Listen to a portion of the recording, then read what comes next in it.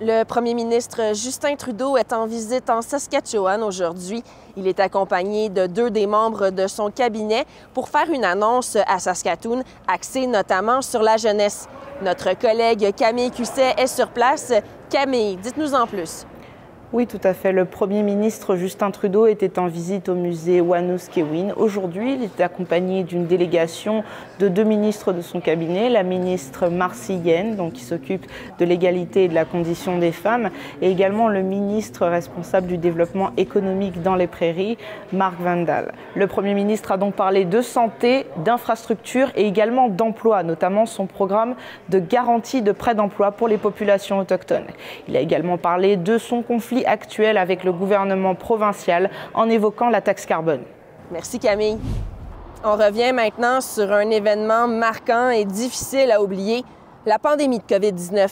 Eh bien, selon une enquête menée par la CBC et la Fondation pour le journalisme d'investigation, les autorités de la province savaient que la pandémie de COVID-19 allait augmenter de façon exponentielle en 2021, mais elle a refusé d'imposer des restrictions.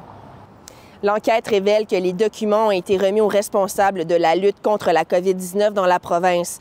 Les données étaient à la disposition des experts en santé de l'époque, soit le ministre de la Santé Paul Merriman et le docteur Cory Neudorf de l'Autorité de la santé.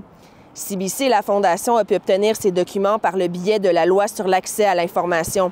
Et bien que ce document soit seulement de 6 pages, ça a pris 2 ans et demi avant de pouvoir l'avoir. Rappelons qu'en 2022, 900 Saskatchewanais sont décédés des suites de la COVID-19. Et finalement, la visite de la gouverneure générale du Canada, Mary Simon, se poursuit aujourd'hui en Saskatchewan. Elle en a profité pour visiter la Open Door Society de Regina pour rencontrer les artistes qui ont peint la fresque murale sur leur bâtiment.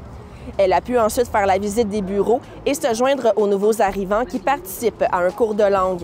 La Open Door Society est un organisme à but non lucratif qui vient en aide aux réfugiés et aux immigrants. Suivez toutes nos plateformes pour les développements et les autres nouvelles. Bonne journée!